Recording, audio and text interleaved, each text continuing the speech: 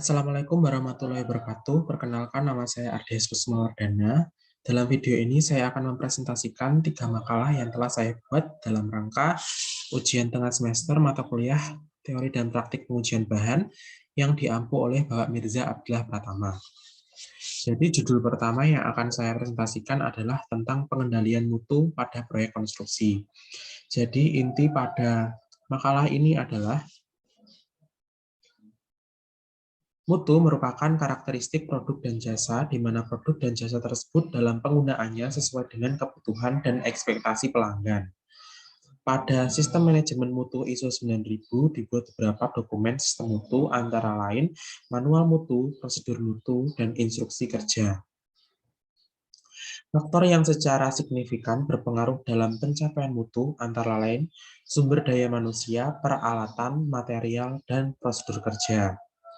Manajemen mutu mengadopsi beberapa prinsip-prinsip manajemen yang dapat diterapkan sebagai pedoman dalam mengembangkan kinerja organisasi.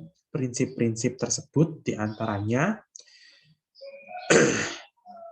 fokus pada keinginan konsumen, kepemimpinan, pengembangan individu, pendekatan proses, pendekatan sistem pada manajemen, terus berkembang, perumusan keputusan berdasarkan pendekatan fakta, hubungan pemasok yang saling menguntungkan. Penjaminan kualitas mutu adalah rencana dan tindakan terorganisir untuk menumbuhkan kepercayaan yang dapat memuaskan kebutuhan tertentu dari kualitas. Pengendalian mutu meliputi kegiatan yang berkaitan dengan pemantauan apakah proses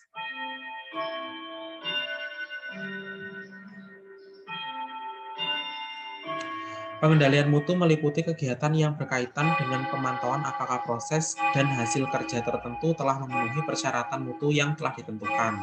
Terdapat 2 metode pengendalian mutu, yaitu terdapat 2 metode pengendalian mutu yang sering dijumpai dalam proyek pengembangan instalasi seperti pengecekan dan pengajian, pemeriksaan, atau inspeksi. Yang selanjutnya adalah analisis resiko. Adalah pencarian peluang terjadinya suatu kejadian yang dapat memunculkan dampak terhadap suatu objek. Penilaian resiko dimaksudkan untuk menentukan besarnya suatu resiko yang merupakan kombinasi antara kemungkinan terjadinya atau likelihood dan keparahan bila resiko tersebut terjadi. Severity atau consequences. Jadi itulah pembahasan pada makalah pertama ini. Saya akan lanjutkan pembahasan pada makalah yang kedua. Makalah yang kedua ini berjudul pentingnya peningkatan kompetensi konsultan jasa konstruksi di Indonesia. Jadi intinya pada makalah ini membahas tentang proyek konstruksi mengaitkan banyak pihak dari perencanaan sampai penerapan, sehingga membutuhkan koordinasi dan integrasi yang erat serta diperlukan tenaga kerja konstruksi yang kompeten dalam melindungi mutu konstruksi. Di bidang jasa konstruksi, tenaga ahli merupakan seorang yang mempunyai sertifikat untuk perencanaan konstruksi, pengawasan konstruksi, serta pelaksanaan konstruksi selaku bukti dari kompetensi serta keahlian profesi, kemampuan kerja bagi disiplin keilmuan, serta kemampuan tertentu. Salah satu upaya kenaikan mutu kompetensi serta profesionalisme tenaga ahli merupakan sertifikasi yang berperan selaku sistem quality assurance. Undang-undang tentang keinsinyuran dibuat dengan tujuan untuk menghindari kesalahan serta kelalaian praktek yang dapat merugikan warga, menanggulangi pekerjaan teknologi serta pakar teknologi, mengamankan investasi serta anggaran pembangunan, dan meningkatkan kualitas keinsinyuran.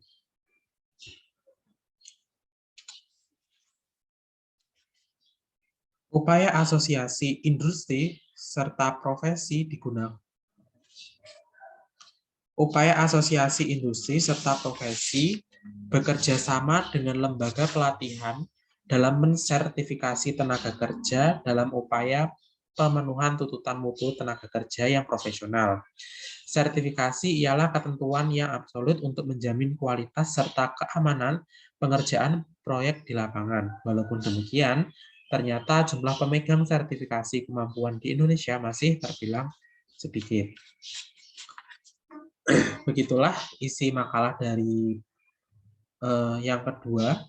Selanjutnya kita akan lanjut ke makalah yang ketiga. Makalah yang ketiga membahas berjudul tentang perkembangan konstruksi bangunan teknik sipil di era revolusi industri 4.0.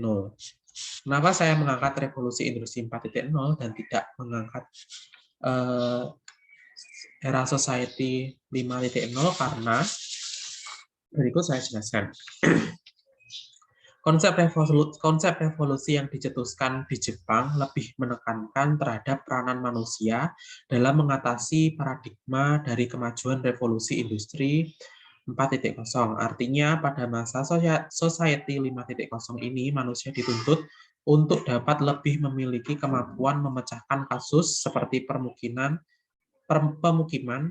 berpikir kritis, dan kreativitas.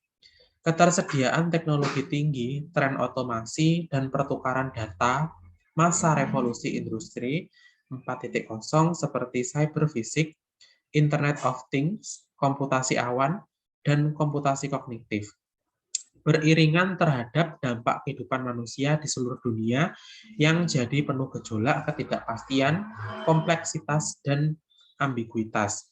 Sehingga dengan kehadiran Society 5.0 sanggup sebagai solusi akan perihal di atas, bukan malah menyaingi apa yang sudah ada sebelumnya di masa revolusi industri 4.0. Prinsipnya mendasarkan pada peranan manusia itu sendiri bersama teknologi yang sudah tercipta, sehingga manusia menciptakan proporsional antara kemajuan ekonomi dengan penyelesaian kasus sosial melalui sistem yang sangat menghubungkan melalui dunia maya dan dunia nyata. Jadi apa perbedaannya era revolusi industri 4.0 dan Society 5.0?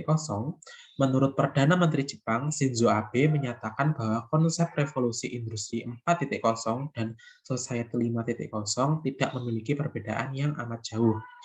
Yakni revolusi industri 4.0 memanfaatkan fokus pada teknologi, contohnya adalah kecerdasan buatan atau artificial intelligence, sedangkan Society 5.0 adalah fokus memberdayakan manusianya untuk beradaptasi di era revolusi industri 4.0, atau pada intinya Society 5.0 adalah fokus pada komponen manusianya. Prioritas Society 5.0 pada penduduk beradaptasi di masa depan adalah HOTS, Higher Order Thinking Skill. Jika teknik berpikir secara pemukiman, berjenjang, dan sistematis sanggup digunakan oleh penduduk, maka inilah yang diujarkan teknik berpikir tinggi di era Society 5.0 untuk menghadapi atau beradaptasi dengan revolusi industri 4.0. Jadi pada intinya makalah ini, jika saya mengangkat revolusi industri 4.0, maka masih relevan. Jadi perkembangan konstruksi bangunan teknik sipil di era revolusi industri 4.0 ini ininya sebagai berikut.